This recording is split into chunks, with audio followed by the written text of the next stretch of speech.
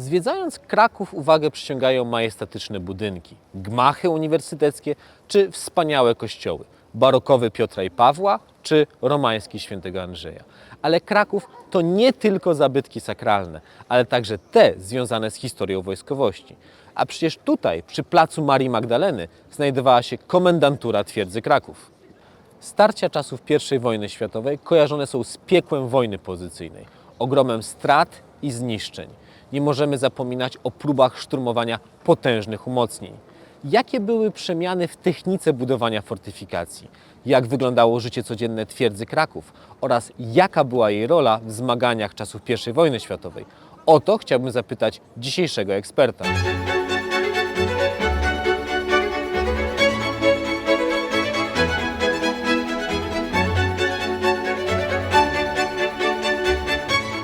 Michał Baczkowski, profesor doktor habilitowany, kierownik pracowni Historii Polski Nowoczesnej w Instytucie Historii Uniwersytetu Jagiellońskiego, przewodniczący Komisji Historii Wojen i Wojskowości Polskiej Akademii Umiejętności, znawca historii wojskowości od XVIII do XX wieku, historii fortyfikacji od XVIII do XX wieku, dziejów społeczno-gospodarczych Galicji oraz historii Krakowa. Stojąc przy lawecie fortecznej, nie sposób nie zapytać o fortyfikację. Czy możemy mówić o pewnej specyfice umocnień z czasów I wojny światowej, które znajdują się na ziemiach polskich? Pytanie jest dość trudne, a odpowiedź jeszcze trudniejsza. Oczywiście na ziemiach polskich mieliśmy umocnienia trzech czołowych mocarstw militarnych Europy początku XX wieku, czyli Rosji, Niemiec i Austro-Węgier. Każde z tych państw preferowało swoje własne wzorce, przy czym to może być rzeczą trochę dziwną, ale wydaje się, że najnowocześniejsze rozwiązania preferowała armia rosyjska, szczególnie po doświadczeniach wojny z Japonią w latach 1904-1905. Była w stanie opracować bardzo jak na ówczesne czasy nowoczesne systemy obronne, niezbyt skomplikowane, zbudowane z najnowocześniejszych materiałów, czyli z żelbetonu, które zostały umieszczone w niektórych twierdzach rosyjskich, na przykład twierdzy modlińskiej. I w związku z tym przestarzałe pod względem czy politycznym, czy społecznym, a także wojskowym państwo carów dysponowało stosunkowo nowoczesnymi rozwiązaniami, których na przykład brakowało w monarchii austro-węgierskiej, gdzie zresztą myśl fortyfikacyjna tak naprawdę zatrzymała się na początku XX wieku. Jeżeli chodzi o ziemie niemieckie, wchodzące dzisiaj w skład państwa polskiego, to sytuacja tu była jeszcze dziwniejsza, ponieważ Niemcy, największa potęga militarna i gospodarcza kontynentalnej Europy, w 1914 roku dysponowała na tych terenach swoistym muzeum fortyfikacji. Z jednej strony były tutaj twierdze z połowy XIX wieku, przestarzałe już o kilka generacji. Z drugiej strony mieliśmy do czynienia z próbami modernizacji tych twierdz, wprowadzenia nowoczesnych materiałów budowlanych, czyli przede wszystkim żelbetonu. Z trzeciej zaś strony dosyć rozpaczliwe próby ad hoc zastosowania do potrzeb obronnych fortyfikacji całkowicie przestarzałych.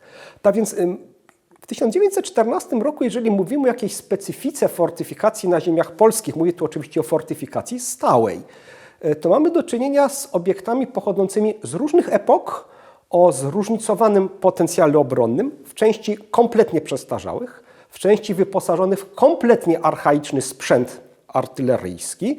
To doskonały przykład tego dali Austriacy w 1914 roku, kiedy to dysponując armatami liczącymi po 50 kilka czy 60 lat, w momencie, kiedy opuszczali swoje fortyfikacje nad Sanem, ewakuowali żołnierzy, ale armaty pozostawiali na miejscu. W związku z tym zwycięska armia rosyjska mogła ogłosić, zdobyliśmy w Jarosławiu czy w Sieniawie po kilkadziesiąt armat austriackich, po czym te armaty natychmiast trafiały do hut w celu przetopienia. A więc jeżeli mówimy o tej specyfice, to jest to właśnie specyfika elementów nowoczesnych, bardzo różnych, elementów mocno przestarzałych i całkowicie archaicznych, które usiłowano zastosować do celów obronnych w 1914 roku. roku. Na czym polegały zmiany w projektowaniu fortyfikacji tego przełomu XIX i XX wieku? Przełom XIX i XX wieku, a może nawet troszkę szerzej, ostatnia ćwierć XIX wieku to swoisty wyścig między siłą przebicia pocisków, a pocisków artyleryjskich, a siłą obronną ówcześnie budowanych fortów. W związku z tym bardzo często mieliśmy taką sytuację, że fort wybudowany według, jak się wydawało, najnowocześniejszych rozwiązań technologicznych w momencie oddania do użytku był już przestarzały, gdyż oczywiście parę lat zabierało planowanie takiego fortu, zdobycie funduszy na wykonanie inwestycji i wreszcie zieleni. dokładnie, wreszcie sama realizacja.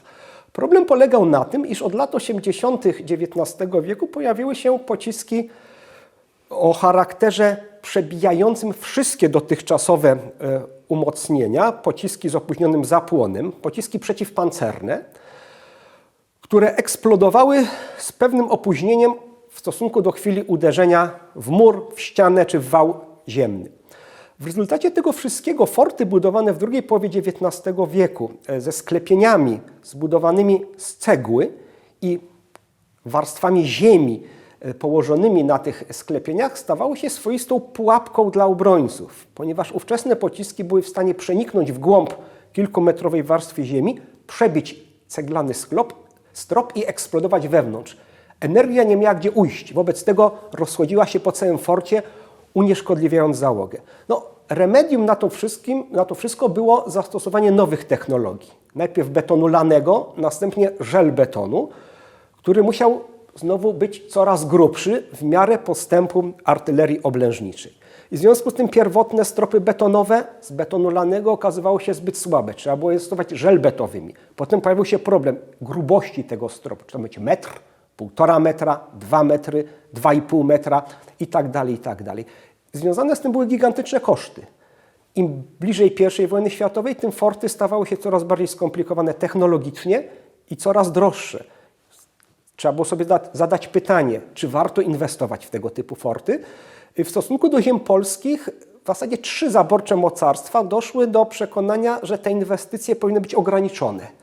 Gdyż to są obszary stosunkowo równinne, dobre do prowadzenia wojny manewrowej wielkimi zgrupowaniami wojska, które to zgrupowania są w stanie na ogół obejść budowane pieczołowicie twierdze, kosztujące olbrzymie pieniądze, a nie wiadomo, czy nadające się do użycia.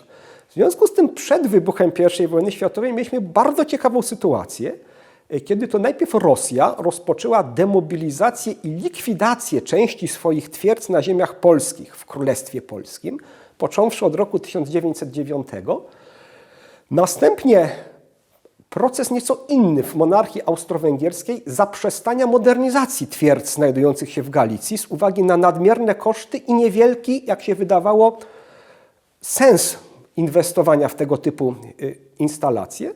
Natomiast Niemcy w zasadzie w ogóle zaprzestali tutaj inwestycji trochę wcześniej i potem w 1914 musieli na nowo podjąć na gwałt gorączkowe prace przy umocnieniu swoich granic.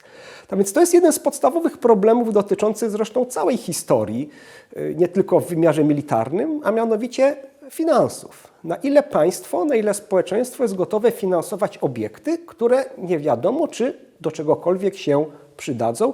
I taki też był los tych fortyfikacji podczas I wojny światowej.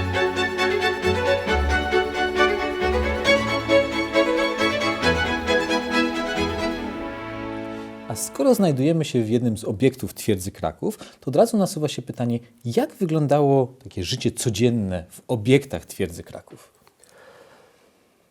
Musimy sobie zdawać sprawę z tego, że status miasta twierdzy był statusem typowym dla wielu miast europejskich tej epoki. Miasta twierdze to i Warszawa, i Wrocław, i Poznań, i Kraków, i Przemyśl, Lwów, Grodno, Kowno i tak dalej, mówiąc tylko o dzisiejszych bądź dawnych ziemiach Polski. Czyli można by sobie zadać pytanie, co było bardziej typowe, czy miasto twierdza, czy miasto bez jakichkolwiek umocnień. Oczywiście miasto twierdza oznaczało funkcjonowanie potężnego garnizonu wojskowego. W realiach krakowskich ten garnizon na przełomie XIX i XX wieku liczył najczęściej od 10 do 12 tysięcy mieszkańców, to co w stosunku do miasta liczącego około 100 tysięcy mieszkańców na początku XX wieku było ilością całkiem znaczną. Inaczej mówiąc, żołnierze byli widoczni na ulicach miasta w przeciwieństwie do tego, co możemy obserwować na przykład dzisiaj. Twierdza oznaczała, że w mieście zostają przeprowadzone bardzo poważne inwestycje o charakterze mieszkalnym, magazynowym i szpitalnym dla wojska. Powstają całe kompleksy wojskowe. Część z nich przetrwała do dnia dzisiejszego i służy nawet obecnie Wojsku Polskiemu w realiach należenia do Paktu Północnoatlantyckiego. Na pewno cesarz Franciszek Józef nie zakładał takiej możliwości. Samo funkcjonowanie ludności cywilnej w realiach miasta twierdzy było dosyć skomplikowane. To znaczy, dla znacznej części mieszkańców nie było żadnych problemów wynikających z tego, iż miasto ma status twierdzy. Ale budownictwo chodzi. Właśnie. I słynny rewers demolacyjny. Budownictwo i słynny rewers demolacyjny. Rewers demolacyjny oznaczał nakaz rozbiórki budynku na własny koszt, który to budynek znajdował się w strefie zakazu albo ograniczenia budowy na zewnątrz od fortyfikacji. Co to oznaczało? Oznaczało to utrudnienie rozwoju przedmieść i wsi otaczających miasto. Natomiast dla właścicieli nieruchomości wewnątrz miasta oznaczało to żyłę złota, ponieważ wartość ich budynków automatycznie rosła w górę ponad normalne warunki opłat czynszowych, jakie byłyby w mieście otwartym. Stąd też dla wielu właścicieli kamienic istnienie miasta twierdzy było fantastycznym biznesem, na którym można było zbić ogromne środki finansowe. Również dla wielu przedsiębiorców, chociażby właścicieli restauracji, kawiarni, dostawców materiałów żywnościowych, ale także i przemysłowych, istnienie twierdzy było znakomitym interesem. Ostatecznie w takim mieście twierdzy nie funkcjonowali tylko zwykli szeregowcy, ale było tutaj kilkuset oficerów wraz ze swoimi rodzinami i kilkuset urzędników wojskowych. Ci oficerowie stołowali się w restauracjach, uczęszczali do kawiarni, stanowili często główną klientelę najrozmaitszych, lepszych lokali gastronomicznych. Czyli z jednej strony zyski, ale z drugiej strony straty. Dokładnie. Zyski dla przedsiębiorców rozmaitych, ale też nie dla wszystkich. Bo jeżeli ktoś na przykład chciał w Krakowie zbudować fabrykę, to miał od razu problem, gdyż ceny gruntu wewnątrz fortyfikacji były niesłychanie wysokie. W związku z tym taki interes się nie opłacał. A zbudowanie fabryki na zewnątrz fortyfikacji Było niemożliwe. było albo niemożliwe, albo było groźne. Nawet poza strefą ograniczeń zabudowy, czyli tych tak zwanych rewersów demolacyjnych, jeżeli ktoś budował fabrykę 3 czy 4 kilometry na zewnątrz od fortów, których artyleria biła na odległość 8 do 10 kilometrów, no to był już prawdziwym hazardzistą. Zatem dla jednych ludzi interesu była to korzyść, dla innych była to sytuacja skrajnie negatywna. Dobrze, ale jaką rolę odegrała twierdza Kraków w zmaganiach czasów I wojny światowej? Moim zdaniem twierdza Kraków odegrała bardzo istotną rolę, aczkolwiek mało spektakularną. To znaczy wszyscy doskonale wiemy o oblężeniach twierdzy przemyskiej, walkach o tą twierdzę. To też jest pewnym mitem, gdyż większa część walk nie toczyła się o forty, tylko o linie okopów wybudowane kilka kilometrów na zewnątrz od istniejących tam stałych umocnień. Natomiast rola twierdzy Kraków to przede wszystkim wydarzenia listopada i grudnia 1914 roku, czyli odparcie 2 ataków armii rosyjskiej w 2 bitwach nazywanych w literaturze najczęściej austriackiej bitwami o Kraków. Jedna z nich rozegrała się na północ, druga na południe od Krakowa. Rola twierdzy Kraków nie polegała na tym, że forty wzięły w niej jakiś bardzo decydujący i znaczący udział. Z kilku jednak strzelano. Z kilku strzelano, ale nie o to wszystko chodziło. Chodziło przede wszystkim o to, że Kraków był znakomicie skomunikowany z pozostałymi częściami monarchii habsburskiej. Od strony zachodniej prowadziły tutaj 3 linie kolejowe, w tym 2 magistrale dwutorowe, specjalnie budowane na korzyść twierdzy Kraków. Zatem możliwe były ogromne dostawy wojska i żywności dla potrzeb wojsk znajdujących się w rejonie Krakowa. Dalej, było to miejsce, gdzie zbudowano grupę mostów na Wiśle. 3 mosty drogowe plus most kolejowy, co umożliwiało bezpieczne przerzucanie wojsk z jednego brzegu Wisły na drugi, podczas gdy atakujący Rosjanie nie mieli absolutnie takich możliwości. Trzeci element to zaplecze logistyczne, czyli istniejące tutaj magazyny żywnościowe, istniejące tutaj składy amunicyjne, arsenał, warsztaty. To wszystko umożliwiało zaopatrzenie armii walczącej na przedpolu twierdzy Kraków.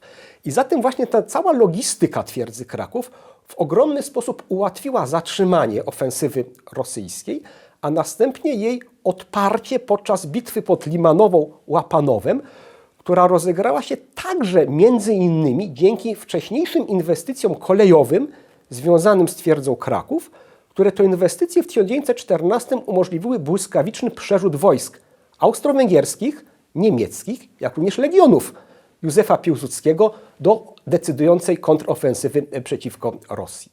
Stąd też historia twierdzy Kraków właśnie mało spektakularna w wydarzeniach I wojny światowej, natomiast bardzo istotna ze względu na jej logistykę, wywarła istotny wpływ na przebieg działań wojennych na froncie wschodnim.